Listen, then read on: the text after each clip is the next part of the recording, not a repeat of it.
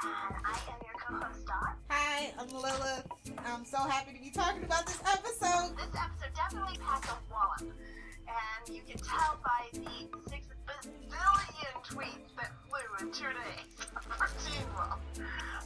There is just so much going on in this episode. So many things to talk about. You know, when I woke up Tuesday morning, Skinny Defenseless Styles was still trending. I was like, what? What? All I know is that on Tuesday, so already 24 hours after the episode airs, on Tuesday I went through and I spent, oh my goodness, 2 hours going through my Twitter, or my tweet deck for Teen Wolf. In the time it took me to take some notes on the episode, it took me 2 more hours to get through the rest of the tweet deck just from the stuff that had come on. There was so many tweets coming just over and over and over again that it felt like I wasn't reading fast enough to keep up with all the tweets. It was amazing. I mean, Teen Wolf fans are always very enthusiastic. They always have a lot of stuff out, but I have not seen a tweet deck move that fast 24 hours after the episode in my life. I know you got some ratings news for us, so let's hear it. We had a 0.9 in demo, and we had 2.097 million viewers. That's down 1/10 in the demo, and a little less than 200,000 viewers, which sounds like a lot, but really isn't in the TV world. And quite frankly, that is not bad at all when considering we went up against the Olympics. So it was a very strong, very positive one for Teen Wolf. Again, we're right in the demo where we normally are. All I can say is that every year, Teen Wolf demos and Teen Wolf ratings go up. So it was written by Christian Taylor. They wrote a couple for season 3, and I think that was the first time that they started writing for Teen Wolf, if I'm not mistaken. And then we have like our second most prolific director coming for this episode, who is Tim Andrews. He's like the next biggest director besides Russell, so it was good to have some old school feel to it. Definitely. He's not as obsessed with indirect light as Russell, is what I'm saying. So my screen caps were a little bit easier to screen cap this week. And there was definitely some power visual shots in this one. The synopsis: Styles finds himself in a strange location with his leg in a steel trap. A mysterious figure speaks to him in Japanese and asks him riddles. Scott, Isaac, Lydia, and Aiden attempt to find him. Lydia leads them to a mental health center where Beryl was committed. However, Styles is not there. Allison receives some strange voicemails in Japanese from an unknown number. Don't know why that was thrown in there in this episode, but whatever. Gonna talk about that later. Derek and Kira find Styles' baseball bat at the power station, and Derek deduces that Kira was indirectly responsible for the Nigitsune taking over Styles' body. Styles has an MRI scan to test for frontotemporal dementia. During the MRI, the mysterious figure appears in Styles' mind and threatens him and his loved ones. And then we see the big reveal of who the heck's been talking to Styles. And guess what? It's Styles! Which shouldn't have been a surprise to anyone. Exactly. The power then goes out, and the Nigitsune, now in complete control of Styles' body, confronts the Oni, who are revealed to be led by, this also should not surprise anybody, Kira's mother. Yeah, no.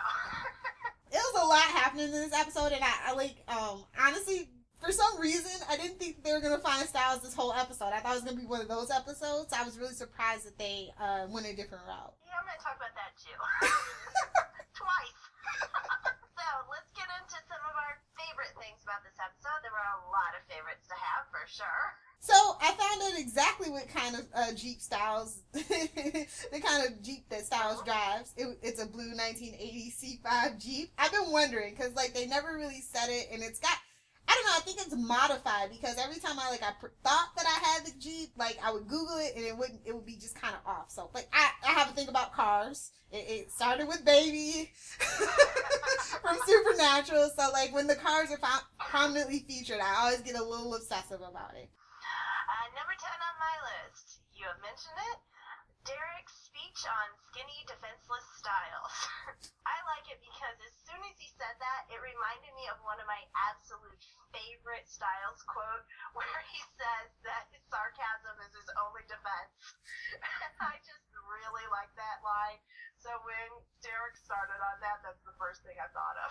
Kind of want to save this for later, but I guess I won't. One of my favorite lines in the whole episode is Aiden, don't ask. It gets more confusing when you ask. And I go, that's Teen Wolf in a nutshell. That is my number 7, and one of the reasons why I actually liked Aiden tonight most. Not only is that true for this show, but I think it's true for almost every genre show I've ever watched. He was the Isaac of this episode, basically. Yes. Number 9 for me was also a humorous in a moment. It was the wanted posters they made after McCall gave the sketch artist his description. Yes! They're phenomenal! If you need the screen cap, I have them. Good, because that's gonna be part of my recap, because I have to show people how hilarious. It was like the guy from V for Vendetta with the Guy Fawkes mask, and then it was like some weird samurai from Power Rangers. I was just like, what? And they had him posted. Like, I love it. legit posted, like right when you walk in. I mean, is there anything that could more clearly say, we hate you, douche dad, go away? This should like negate him investigating Sheriff Stilinski at this point. I just adored it. It was funny, and I needed funny at that point. I had that on my list too, definitely. I actually didn't mind the vocabulary / wolf trait secrets that we got in this episode. I kind of like Derek actually sharing information and wanting to give Scott his tutelage. I would say that basically Mentor Derek is all kinds of win. Yeah, like this will come up again too. But that was that's on the lower part of the thing because it was a vocabulary lesson. Can't fool me. You can't fool me. Yeah, we did get a vocab /science /biology lesson. / history lesson, which is coming up. And very true. And a little bit of medical info. yes. They're going for that educational grant, Dawn. Number 8 for me is mostly because I am a big fan of supernatural and bones and other things that use the Wall of Weird. So, Styles' Cat's Cradle Wall of Weird wins all the awards. Seriously? Even Bobby couldn't come up with a more awesome Wall of Weird than that. Yes! Oh my god, yes. It's on steroids. It is the Wall of Weird on steroids. And I like, because we didn't talk about the previous episodes where he's with Lydia, and you know, it's the theory of the red string of fate and all that stuff. So it even goes deeper for the fact that he used the red string, and when she plucked it and she hears these voices, I'm just like, oh man, we're about to go into some really deep in mythology with this one. Well, and then you also have to factor in the scissors in the middle of the bed. I think it's a borderline fetish for when shows use pictures. Like, I just go crazy for it. The picture of Styles and Scott at one of the lacrosse games that Aiden picks up, I was like, you need to put it down. But I loved it. Aiden needs to stop touching everybody's stuff, period. Including Lydia, but we'll get there. I said it. Well, I have issues with those two, but I didn't have anything to do with it. I really, really like the visual where the chalk from the backwards 5 blows away right after Styles says self. And it was like, ambitious, yes, sure was, but it was also understated in there, and it just made such a cool picture. Okay, this was like a borderline thing, but Styles has the picture of the Nemeton sketch framed for Lydia. Like, really? Styles? Yeah, that's just a little bit too far bizarre for me. Because nothing good came from the Nemeton. Nothing. But it's just like, leave it to Styles to just think that that would be okay. Like, he's socially awkward. And that's just another case in point. I'm just like, Styles, you try so hard. Alright, number 6 for me. Styles called to Scott when it kept shorting out. That was very well done because it added more tension by what was not going on than anything else. I thought it was a great way to start. It's our cold open, and it started by making me worried about Styles. Yeah, that phone call, like, at first I thought, I was like, are we having a crank call? Because it's only a couple of days after Halloween, I guess. Maybe they're still crank calling. And then it, like, got really serious. Beacon Hills, I'm not saying it. I mean, except for die and forget. That's about it. I really liked that they did that. That was like, because, you know, they kept saying this season's going to be a psychological thriller. We're really in the psychological thriller territory now. Oh, yeah. They really, you know, some shows say that they've got a theme, and at the end of the time, you're like, yeah, I don't get it. Season 6 Supernatural. All the episodes. Yeah. But, you know, Teen Wolf pretty much tells you straight up what the theme's going to be, and it always is true. I'll go with Aiden and his little comic relief for the episode. Lydia, I'm not sure anybody can hear what you hear. I'm like, thank you. Stop asking, Lydia. You're a banshee. Nobody else around you's a banshee as far as we know. I'll give that one too. That's one of my favorite quotes of the night. Number 5 for me is Dark Styles, the reveal of Dark Styles and the MRI and the undressing and all that stuff. And then Dark Styles versus Kira's mom. I love these scenes, not as much as everybody else did. I thought there were other scenes that were better than this, but I do think that the acting was incredibly well done. The lighting and the visuals were well done. Kira's mom was not a shock at all. Her bringing in the Oni really wasn't a shock either. But the fact that she just pretty much bluntly out there said, hey, my daughter's going to come kick your butt, which, reading between the lines, that is what she said.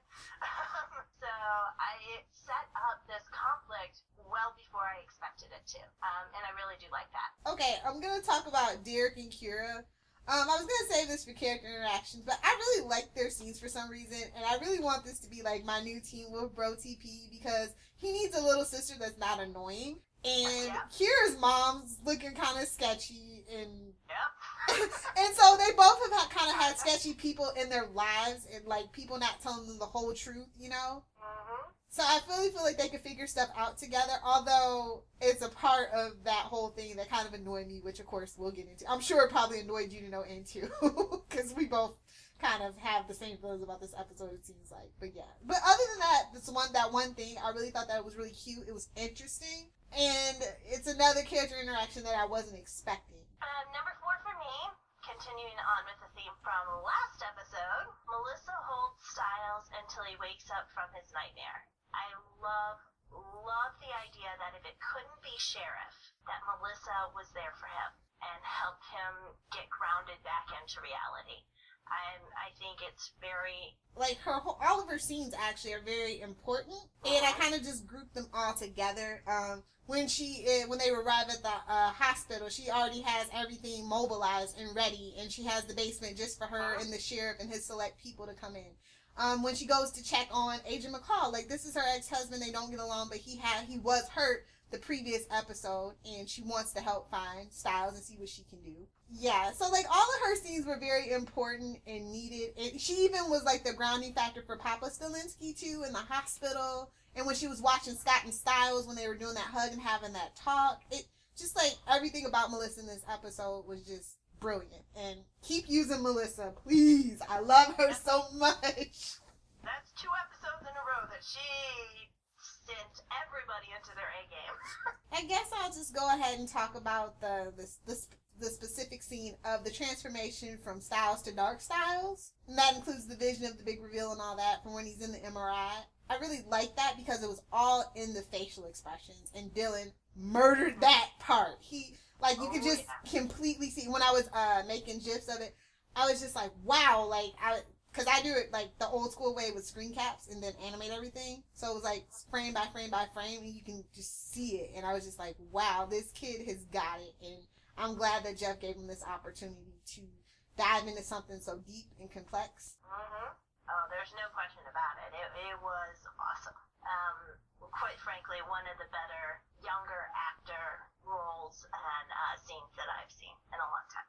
I kind of want him to to stop doing comedy movies now. I don't know if you've seen any of his other movies, but most of them are comedies, like The Interns and all that stuff. I want him to do a thriller, like a horror movie now, because the kid's got it. He's got the chops. Maze Runner. Oh yeah, that's right. That's what's coming out. Yeah. And number 3 for me is Sheriff. Every single thing about the Sheriff. I especially loved all of his reactions. I loved his reaction to Styles and Scott hugging. I loved how he was so devastated when he brought out the list of symptoms that he had been seeing in Styles. When he gets the news about Styles being missing, when he's with Lydia. He had a lot of humanity in this episode. He definitely, he's pretty much yelling at Lydia because he's frustrated, which, obviously is not the right thing to do, but it's a very human thing to do. And then he apologized right after it so that we know that he still is an awesome person. I loved his thank you to Douchedad. This is the man who has been targeting him and is basically his family's worst enemy, and he came through in a really big way. And I gotta say that that must have been hard to say thank you, but so needed. But the other thing that I really loved about this, I love his quote when he said, "Hey, we're just on the other side of that window," and I'm emphasizing the "we're." Yes. Wasn't just Sheriff, it was Sheriff and Melissa. Yes. And the idea that he sees Melissa as a mother figure for Styles too is very powerful for me. Lyndon always kills it, but he doesn't always get a lot of time. He's the parent that doesn't get a lot of screen time, you know what I mean? Lyndon is just great to have around, and I wish we got more time with him and Styles, honestly. Yes, and I'm actually hoping that that's where this leads. The Doctor. I'm not sure I know how to pronounce this, or if it's not just a misspelling. Papa Stilinski. Just call him Styles. Number 2 on my list of favorite things is the acting all around. Every character. It is the best acting that they have done by far. Dylan O'Brien led the pack. Just massive amounts of respect to him for doing such a great job through the gamut of emotions. I couldn't agree more. Okay, now I seriously can't hold it under my hat anymore. Scott! Styles, if you haven't, we'll do something. I'll do something. The whole scene leading up to the hug, I was in a puddle. I was just like, I might be crying. Don't judge me. Glad my boyfriend was sleeping next to me. He wasn't awake to see that hot mess. Number 1 on my list is also the hug. Starting from the time when Sheriff pretty much says, "Hey, we're here. I'm right here for you," through Styles explaining that frontotemporal dementia is what killed his mother. So that answered that question right there. And saying that it was incurable was evil. Evil, Jeff. Just evil. I'm telling you. And then Scott pretty much saying that he'll turn Styles into a werewolf before he lets him die. Anything else on favorites? And just a throwaway line with Derek and Kira, really, that I didn't really get to. When she shows up to the hospital and they're explaining it, and she's like, "You want me to go in there with Scott and tell him I might have accidentally jumpstarted?" And Derek's like, "Yeah, you should probably wait here." I do like how Derek is sympathetic. I don't like the massive logic hole that whole thing came from. Issues. Speaking of, let's go right into issues. I have several issues with this one, probably more than anybody else in the fandom, but I did narrow it down to 5. So, number 5. Is there an actual purpose behind Allison's voice message phone turn-off mystery? And if there is, did it have to be in this episode? Really? I would imagine that there is some kind of major purpose, and it's going to come into next time, and I've got some theories on that, but it was the wrong time, and it dragged the episode down, and it really needed to be someplace else.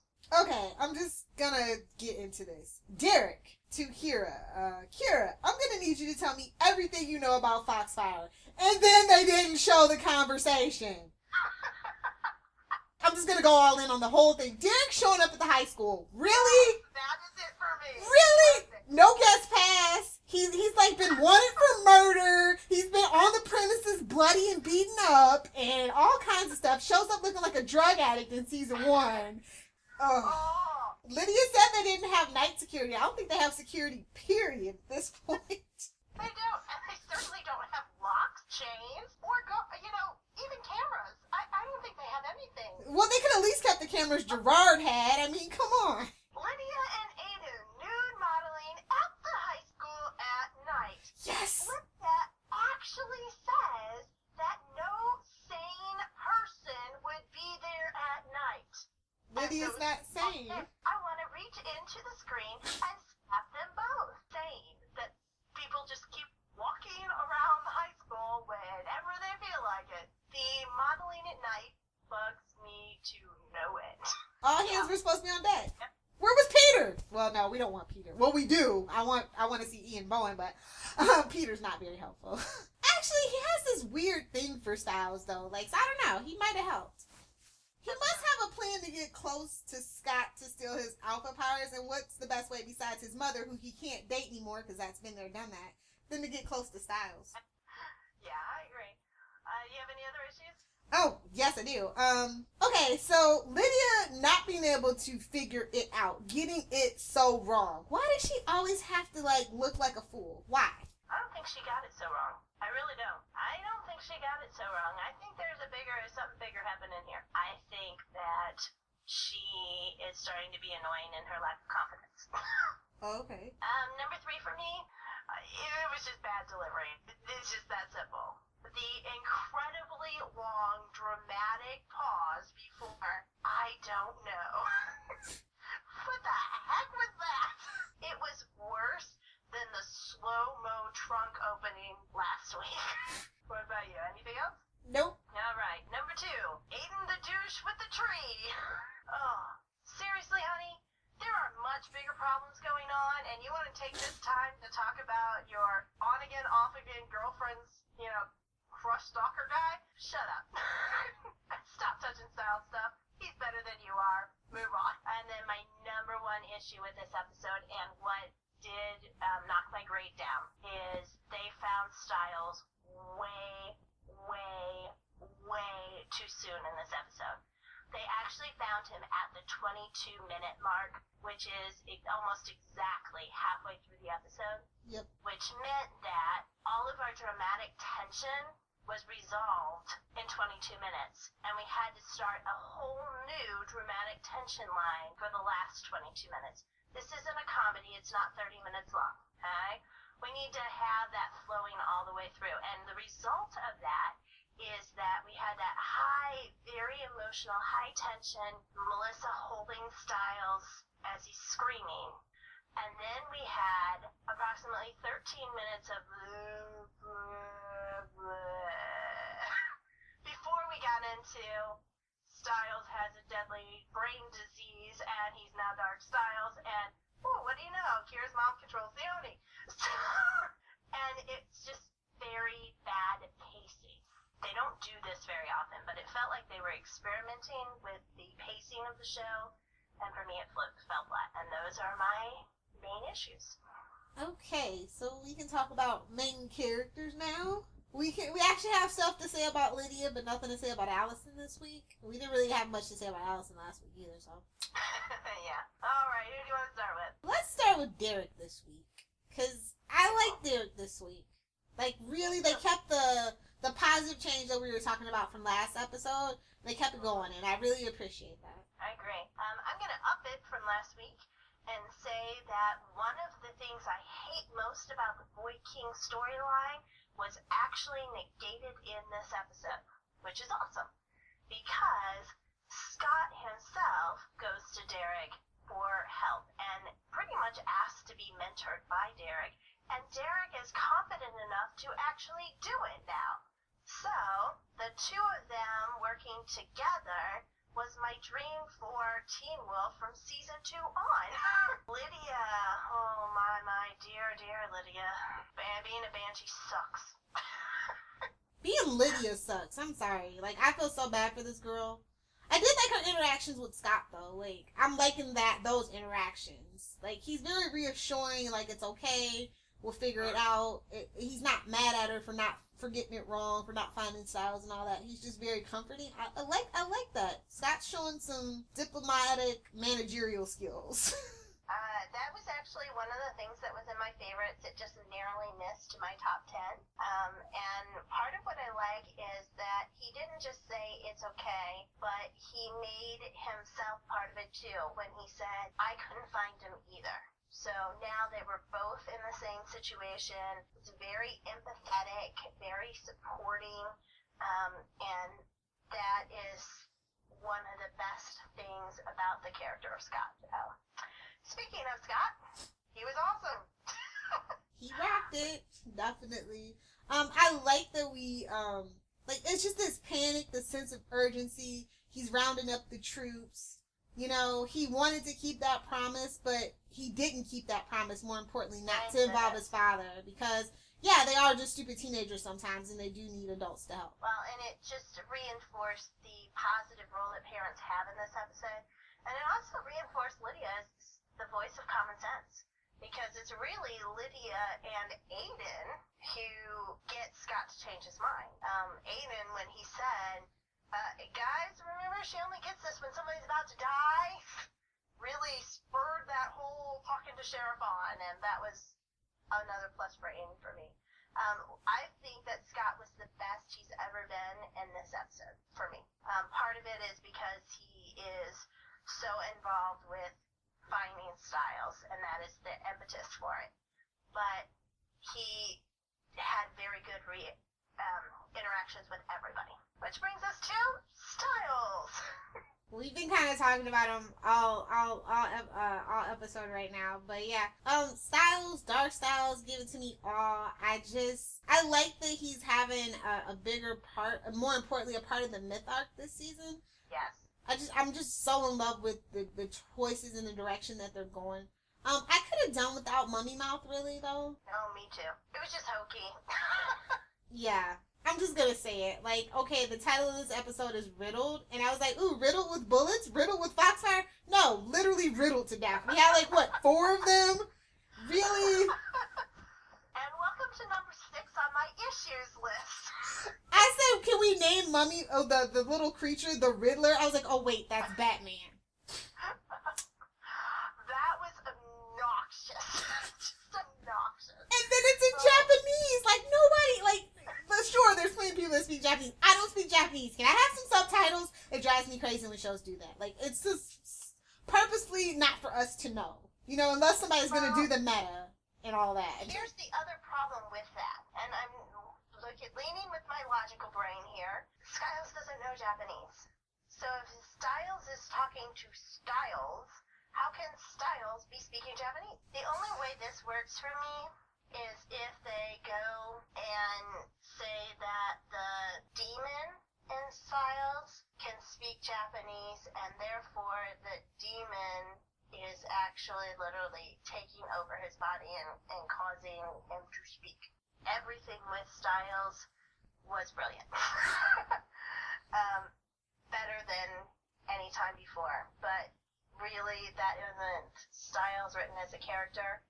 It is Dylan O'Brien as an actor. Yeah, exactly. Here's the other thing about this episode that I'm not sure if people noticed or not, but there was far, far less dialogue in this episode than any Teen Wolf episode I can think of.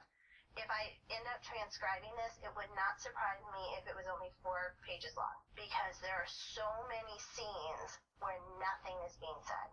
And it is all literally on the facial reactions of the characters. And most of that burden fell on Dylan O'Brien, and it worked. Which brings us to secondary characters. What secondary characters do you want to talk about? Well, we already talked about Melissa, Mama McCall. Can I just talk about Deaton, because he did make a cameo, or rather his text messages did, and of course he was unhelpful per usual. It's getting ridiculous. I agree. I was like, really? I wanted him to be the Bobby, but this is not working out at all. He's more like the Crowley at this point. It's a lot of misdirection, little kernels of truth. I'm telling you, if he doesn't become the big bad in the next season or two, I don't even know what we're doing with Deaton. All signs point to evil or evil adjacent. Yeah, I think he's starting to come off as evil adjacent for me too, because he is definitely the secret keeper. Let's talk about, well, Isaac really didn't have much this episode either, except to chase after Allison and make, like, what, 2 snide comments? Yeah, I'm telling you, it was really Aiden that took over Isaac's role. Definitely. He had all the snark this time. Yeah. And then probably the only secondary character that actually did have something was Kira. Yes, and she was really relegated to like almost wallpaper in the sidekick role this episode, but I really liked her after the credit scene where, well, not when they panned her and sexualized her and all that stuff, but the scene with her mom with the light bulb. Mm-hmm. I like that. I think for the visuals mostly. They got these little glowy fingers. And then, like, the sparks out. It was just a really cool visual for me. And her mom's just like, it's after midnight. You should be in bed. And I'm like, yep, basically. Did you not think Mama Tran at that point? I wasn't gonna say Tiger Mom at all. I totally wasn't. But I totally did. Yeah. For me, that entire scene was a combination of Anvil and filler. Yeah. Because the only purpose of that scene was to let us know that her mom had supernatural powers too, but we already figured that out. Yeah, a long time ago.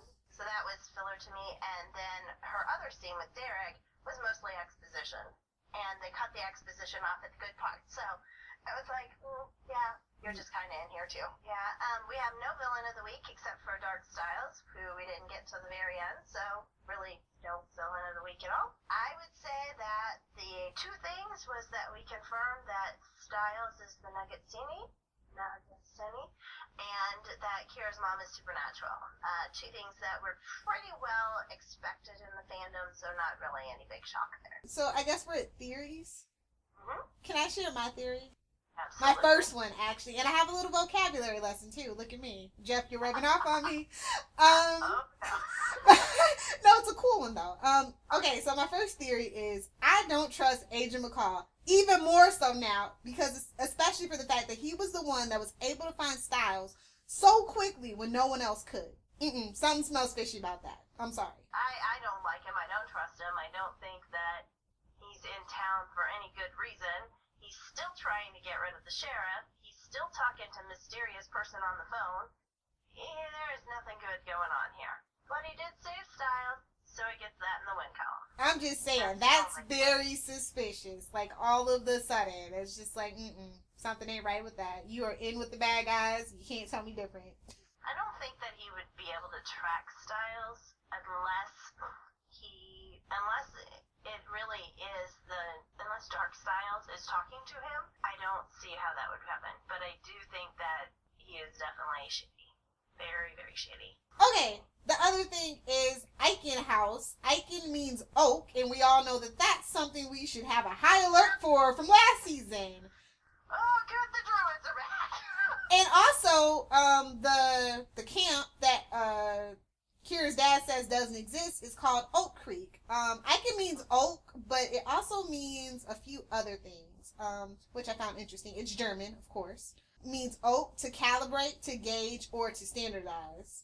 And which I find funny because it's a mental, well, not funny, I shouldn't say funny, it's kind of a poor choice of words, but no, because it's a mental institution, and like older mental institutions with the lobotomies and the shock therapy and stuff. So I just found that kind of a odd choice of words for a mental institution, and for it to come up twice, kind of for the word oak to kind of come up twice in a different way. It's like, red alert, guys, here we go.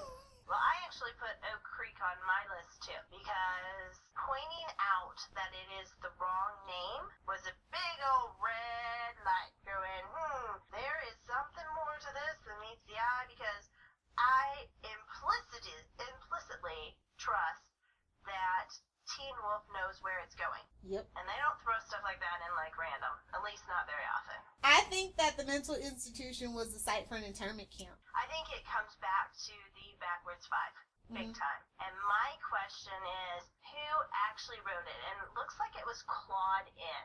And I am wondering if either it was Barrow or if Claudia stayed there. And is the reason why Lydia was picking up such a strong feeling there because she was also picking up Claudia there. And that's where I'm suspicious. We haven't heard anything about Claudia being in a mental hospital, but quite frankly, we hadn't heard anything about Claudia for most of the time. So, I mean, she just got a name last season, yeah. so. And when we just learned that, that there was some supernatural surrounding her death, we just really are learning a lot about her. I expect that we will continue to learn more about her. So we only really have we have 3 choices for the backwards 5. Either Barrow did it, Claudia did it, or Styles had already been there. Because it's Styles' brain that came up with that. So if he wasn't actually in the mental hospital at that time, if he really was in the cave, then we've got, has he been there before? Any other theories that you've got going? Nope. All right, I have an entire list of questions that we don't have to talk about all of them, but I do want to throw them out there so that if there are any listeners who have some theories or ideas, we would love to have you share that. Give us some feedback. My 2 definites, Kira will be the weapon that her mom was talking about, and Allison's phone is not actually filler, even though it felt like it. Oh, absolutely. Those are my 2 absolutes. My problem comes in the logic of the whole storyline so far, because Dark Styles is fascinating, but his story makes no sense. So, how did Barrow know if Derek is right? And that is a big if. I'm not ready to trust Derek's theory yet either, because it makes no sense. Yeah. But if his theory is right, 1, how did Barrow know that Styles would go to the power plant with Kira to get electrified? If the whole point was to electrify Styles, that was an incredibly complex plan in which every single thing could go wrong at any time. Right? And how could Styles not have had the Nagatsune in him when he wrote the message before Barrow knew that he had to get Kira? So the timeline for this whole story right now is completely and thoroughly wonky. Our timelines are always wonky, Dawn. Unfortunately. Yeah, but this is wonky in a way that doesn't make sense for a main myth arc. Mm-hmm. I mean, some wonkiness you have to do in order to tell the story so that the kids don't graduate at the end of the year. But this is a wonkiness that doesn't really fit at all. Because what Derek is literally saying is, Styles wrote the message to Barrow to get Kira before the power of the Nagatsune, before it was powered later. So Styles apparently is still being driven by it before this electrocution thing happens. Barrow kidnaps Kira, and then for reasons that people just happenstance, Styles shows up at the moment when Kira is electrifying them. Barrow doesn't see Styles at that point. The only person he's seen is Scott.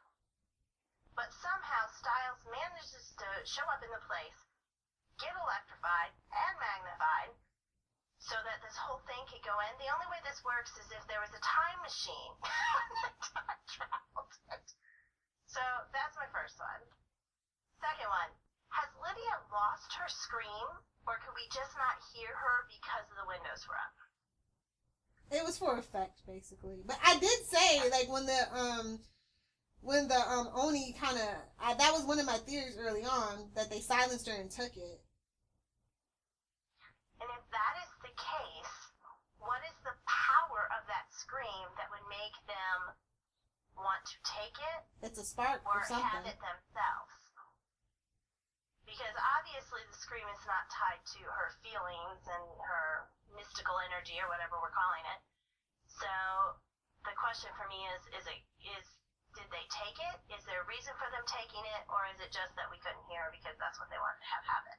I'm pretty sure it was just we couldn't hear, but it would be very interesting if they did take it, because that would put Lydia right in the myth arc too. Like, that would maybe it's a power booster to Kira.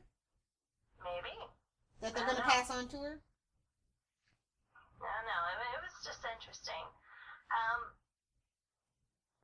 Now that Dark Styles is in control, his first order of operations is to plant a bomb or tamper with the hospital electricity. What the heck was the point of taking out the hospital electricity? They could not have possibly known that Kira would be there. So it couldn't have been to try to zap Kira, which doesn't sound like a good plan anyway. So that makes zero sense. And Styles and Dark Styles would have no way of knowing that Styles himself would be ending up in the hospital at that time, having an MRI at that time. Unless they know the future. Yeah, so again, unless we've got a time travel machine kind of thing going on here, this doesn't make any sense either. Then we go back to my original question in 3B that has still not been answered and is driving me absolutely up a wall. Who the heck let out those fireflies? Was it Kira's mom? Looking like. Is that how she summoned the Oni? Looks like it. And if that is the case, has the Nagasini, no, I hate that word, the Dark Kitsune, I hate that word too. Does the darkness in Styles, did it come with the powering of the Nematon? Because it almost feels like she was chasing it to Beacon Hills. Not that she went to Beacon Hills and it followed her. So it had to have been there for quite some time. She has to have some idea of how to track it. Alright? But we don't have any hint that it's been going on until with Derek's theory that it started with the electrocution. But it really would seem like it had to have been there right from the moment that the Nematon gets activated. Although that in itself is kind of strange too. Then, see, I tell you, I've got all kinds of things that are going on here. My question becomes, is Allison also possessed by some kind of dark spirit? Because that would make 6,000 times more sense when we come to the phone being turned off. And spoiler, the arrow in Coach's chest. I don't think that Styles suddenly knows how to shoot. So the logical thing would be that both Allison and Styles are being affected because of the Nematon. And so why isn't Scott being affected? Yeah, well, he should. And I have no problem that Scott is affected also. Which brings me to the next part, because I was thinking about Scott. This is probably deep thinking, that's probably not true, but the answer to the riddle was the shadow.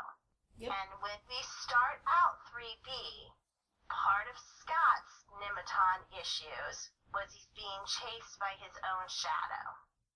Right. So, is there a connection between the riddle, Scott's Nematon problems, the arrow, Allison's Nematon problems, and then of course Styles? Because if that's where they're going, then I'm going to give them massive amounts of kudos, because it felt like they dropped the Nematon consequences way too quickly. And if this is a way to show us that it has indeed not been dropped, and it is still an issue, then massive kudos to Jeff. But even if Scott's not affected, the fact that, because for all intent and purposes, yes, Allison is a hunter, but she's still a human, and Styles is a human. True. So, and Scott's supernatural; he's a werewolf. So, I could almost just like let that go if it didn't affect Scott, almost. And I would actually be good with that too, because the most important thing is that they're tying the big, oh no, we're gonna do this and it's gonna have so many consequences, to an actual consequence instead of a 2-episode freak out. Yeah. So I'm going to be incredibly incredibly happy if we find out that Allison is possessed too, and that comment that Katashi said last time actually becomes something in this season.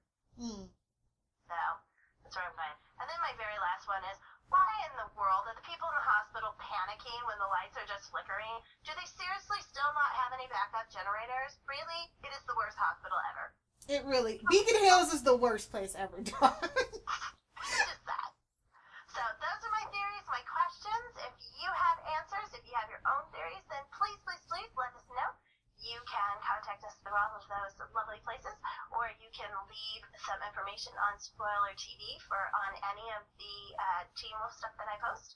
And we just really love to hear from you. And that brings us to Episode awards. The grade. What was your grade? I gave this an A. I was thoroughly engrossed. I didn't have time to ask questions because I was so worried during the first watch, and I actually didn't tweet a lot. So that's actually a really good sign when you guys don't see me tweeting as much, only at the commercial breaks, because I'm really thoroughly engrossed, and I'm just like, sometimes I get a little disengaged because it's, I get sucked out of the episode for whatever reason, but I was thoroughly engaged. I kind of thought that the two, for all intent and purposes, side stories kind of came together. Like, we found Styles, because I didn't want to spend the whole episode looking for Styles and have my stomach in that knot. And the reward for that was all the emotional payout that we got in the second half of the episode, plus the quote-unquote reveals that weren't reveals but pretty cool. Just to answer, in case you didn't know, this was like the in case you didn't know situation. We're going to spell it all out for you. Now we can move on and actually get to the action next week. Very cool. I gave it a B+. It was originally an A- in my thing. It does lose us a little bit in the rewatch, and for me, the reason it is not an A- is that they found Styles too soon, and we had that 13-minute lull before it picked back up again. And who was your MVP of the episode? Of course I'm going to say Styles, but everybody just rocked at this episode, but Styles was the center of the episode, but I really feel like everybody did amazing, so... I agree. I'm going to change that slightly, and my MVP of the episode is Dylan O'Brien. Okay. More than Styles. Because he just nailed the acting choices, so he is my MVP. And what was this one we may have as the same thing. What was your best character interaction? God, I had 3. I had Melissa and the sheriff, I had Scott and Styles, and I had Scott and Lydia. And Derek and Scott kind of come in at the bottom because I need more. I need to be reassured that they're actually going to stick with this before I can get invested. That's a good point. For me, by far the best character interaction is Scott and Styles, but I do agree that those other ones were very powerful too. What was your best reason to watch? Really, it was just getting to see Dylan O'Brien handle this material that they gave him. Yeah, my best reason to watch is the acting, all around. Best acting in the series yet. Yeah.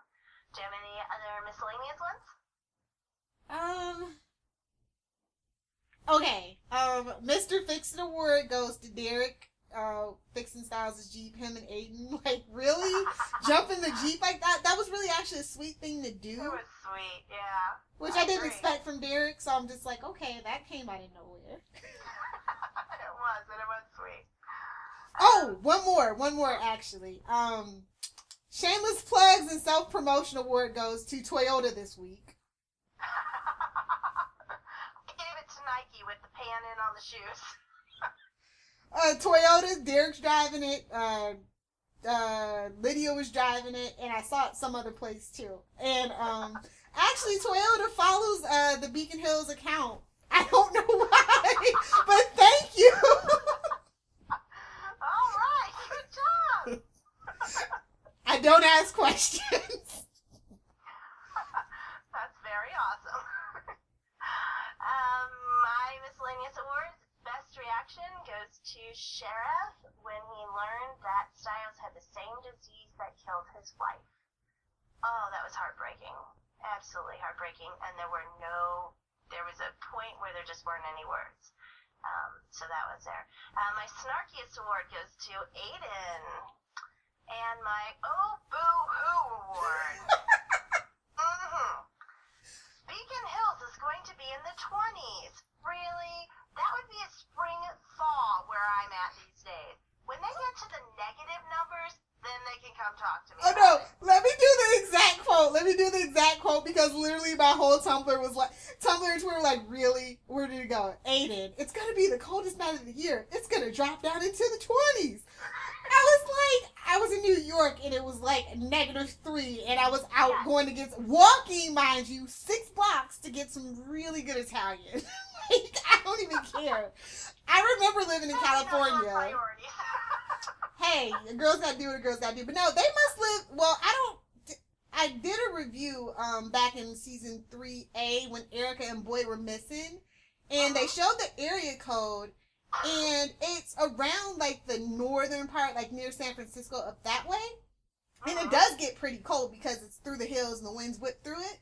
So they're not, like, in Southern California because it very rarely gets into the 20s down that way. So, yeah. I was like, you guys might not want to brag about that. Especially during this time, like, when polar vortexes are going around. For those of you who are interested, the Beacon Hills, California zip code is 95351. So, random trivia, you got here. Yep. All right. Like I said, Twitter went crazy this time. I spent hours on Twitter, and it was very, very hard to narrow things down. As a matter of fact, it was so hard that I actually just set up a page of my favorite tweets and put it on my blog. But as far as cast, crew, and official people go, these were my favorite tweets. The official Teen Wolf account tweeted out, that hug, that pretty much said it all.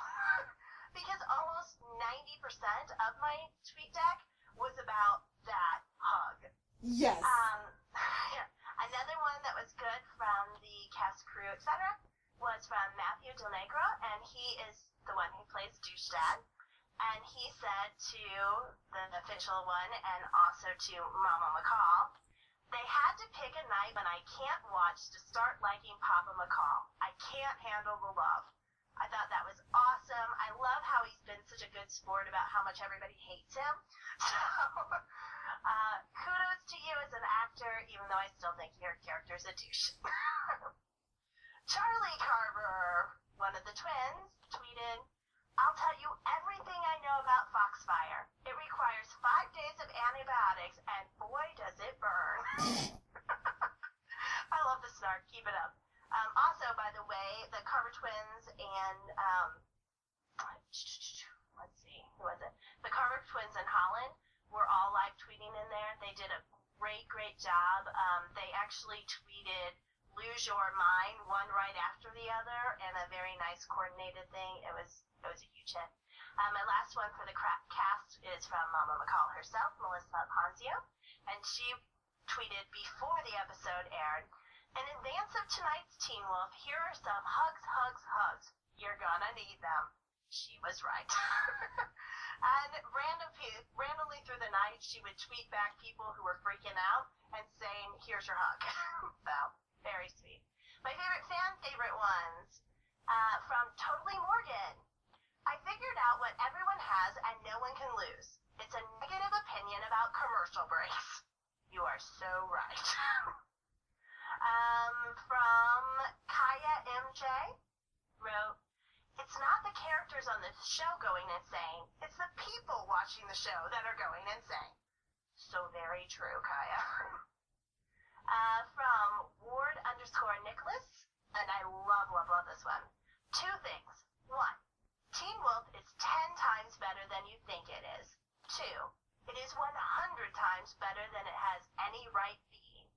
That is so true. I wish more people would give it a chance because just like me, I had so many preconceived notions and they were all shattered by the pilot. So I hope people give it a chance because it really is 10 times better than I think it is, and 100, probably 1,000 times better than it has any right being when it's named Teen Wolf. We have at the Jess Beast, and she said, "Can I get my heart back now, Teen Wolf, or do you want to jump up and down on it some more?" So that pretty much sums up everything. Here's one that I shout out because I really, really, really feel the same the way. It's from @RandAmerican. "Good news, there's finally someone my age on MTV Teen Wolf. Bad news, it's Roscoe the Jeep." Love that one. And then of all the other people who really had a problem with it's the coldest night of the year, it's going to be in the 20s, my favorite was Miss Annie26, who said, "Midwest, quote, silly Californians." Yep, I had that one too. So those are my favorite tweets of the night, but there are so many good tweets. I just can't tell you how many I've found. I think my favorite official Teen Wolf tweet was Jeff goes, "Derek, I love you, but who just let you walk up into the high school without a visitor's pass?" He knows! He's self-aware. Yes. And then there was one more that was really, really funny.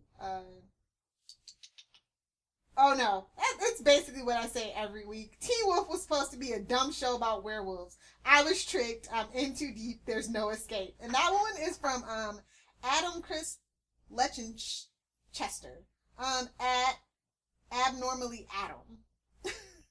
I actually had that one in my list of what I pulled out of the best tweets. There were actually several of them that had the very same theme, and all of them were basically like, "Remember when this show I know.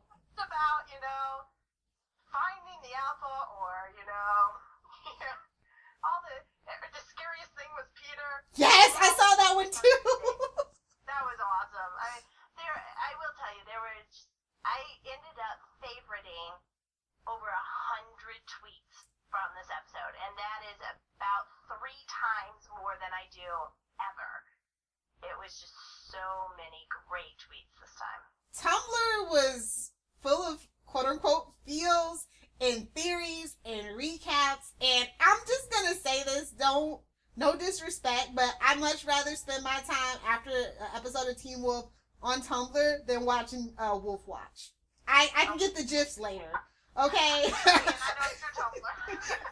I'm telling you, the people that I follow, they're awesome. And the one person I really want to shout out who does like a lot of meta, a lot of research, especially with this season because Japanese mythology is their thing, is A Study in Werewolves. Just how it sounds. She goes on to say, so according to Japanese mythology, whenever a Nigasuni shows up and starts causing trouble, it's the Myobo, that's Myobu, that are tasked with taking care of it. Myobo are guardians of the Kitsune that serve Inari and protect those near a shrine from which they draw power, which she theorizes is pretty much the Nemeton. Kitsune is the state of being possessed by a fox. Possessed people are said to be able to speak and write in languages they previously didn't know, like sign language. That's the flashback to the beginning of the season. Exorcisms performed to cease the possession are performed at an Inari shrine. Kitsune are also culture-bound syndromes similar to clinical lycanthropy, in which the sufferer believes themselves to actually be possessed by a fox. I just found that some really cool meta. And one more thing I want to bring up on Tumblr is the recap, which falls into the next thing that I'm kind of in charge of, which is recaps and reviews. I saw a really cool recap, and it had plenty of theories. You guys should definitely check this out. Let me find it. I thought I liked it, but I didn't. Here we go. Her name is, oh no, maybe his name. I don't know. Their name is Rizuno, RIZONUNO. And .tumblr.com. And the post is called I Respect Your Opinion, so I want to ask you a question. And it goes on to talk about all the cool stuff that they had to say. Like, I really like this one. Again, I liked Hypable and Backlot, and for the recaps and reviews of the night. There was also a really cool one on I lost it. I'm sorry, but yeah, those are basically my go-tos. And every now and then I'll see something really cool on Tumblr that's a recap or a review, and they really go all in. Like, they're not like limited to like, you know, your standard like media entertainment, you know, where it's just like a page and that's it. That's all you get. They go deep and they do recalls to like previous seasons. I mean, you know, you gotta have a filter for Tumblr. Very true. You can't be going clicking around without not clicking the safe button, because you'll get traumatized. It happened to me my first week on Tumblr, but I kind of figured it out. You can find some cool stuff, and it was really cool fan art. I want to send it to you, Dawn, so you can put it up. It's a picture of Styles underneath the bandages, and it's in black and white pencil sketch. It's really nice. I like it. So I want you to put that up when you do the little post up of our podcast. Wonderful. I have a fan art also. It's from the Styles Diary, and it's a montage of Styles in the episode done with that blue haze on it, and I just thought that it was awesome too. So for those kinds of things where obviously we can't show you what it looks like on the podcast, just go to the podcast recap that will be posted on Spoiler TV and my blog when we get the podcast up. So, and by the way, the podcast is now on iTunes. So yay, we're on iTunes. You can find us. Rate, review, and subscribe, guys. Absolutely. I don't have any listener feedback this time. Do you have listener feedback? Not yet, you guys. Well, probably mainly because we didn't really give them much to get in contact with us last week, but that changes. We have an email now, so you guys can get in touch with us that way at teamwolf.smgpod@gmail.com. That's just teamwolf.southmediagatepod. Basically, that's what that stands for, in case you were wondering. It's our lovely group that has not just our podcast, but podcasts on lots of different shows. Definitely. We have a podcast for pinchers, for crying out loud. I think that's pretty awesome. And there are so many ones that are coming up that I think you're going to be excited about it. Plus, a lot of the podcasts that are coming up in March will also have a special guest in it. So you'll want to look forward to all of those goodies too. If there's a show that you like, there's a good chance that somebody is doing something with it on Southgate Media. I'm just going to throw it out there that I am back in the supernatural podcasting business. Fandom is not serious business for me this season. I'm taking it all in stride. Tons of fun. Sophie and I are doing one called The Winchester Report.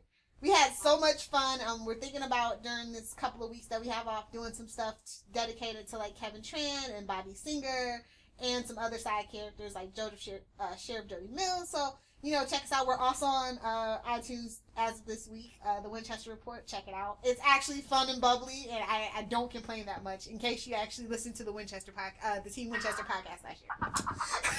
Yes, and I will not be doing anything with the supernatural one, so it's going to be a much more positive place. I do the Headless podcast with Zach for Southgate Media.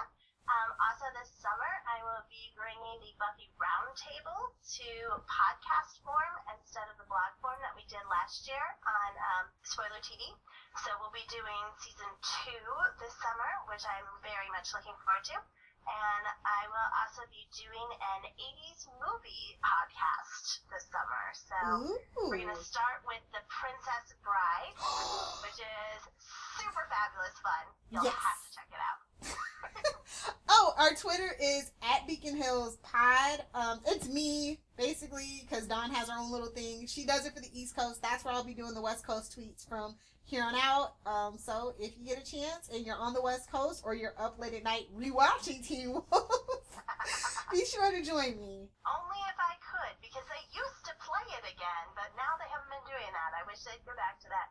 Yeah, you can catch the East Coast viewing with me at Dawn1. That's at DAHNE1.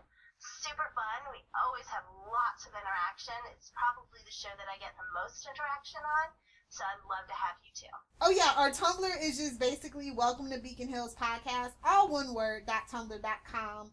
Our Facebook page, you can just type up Welcome to Beacon Hills in the little search bar, and we should pop up for you. I would give you the address, but it's really long. And I will add those links to the podcast recap, so you can find all of the things that we're talking about here on that. Really hope hope you guys send in some stuff for some listener feedback because we really like making it as interactive as possible. Absolutely. It's actually, when we were doing the Team Winchester podcast, it was our favorite thing to do, was listener feedback. We had whole episodes dedicated to it. Our listeners were awesome with their theories and their questions and their funniness. I miss it. It was great, yeah. So I know that the Team Wolf fandom is very, very active, and so we're just hoping that you will find us and join us, and we will try to get everything that anybody sends to us, any comments, questions, we try to get those in. So please give us some feedback. Let us know what you're thinking about season 3B and all that other stuff. And thank you so much for joining us here at Beacon Hills for our second podcast. And until next time, remember to stay out of the woods at night because nothing good ever happens there. If you would like to donate to help pay for this and other Southgate Media Group podcasts, simply go to our website, southgatemediagroup.com, and click on the donate button. It can be as little as $1 or, well, as much as you want. Help keep this fun going by supporting this and our other shows. Thanks again for listening, everyone. You're the best fans in the world.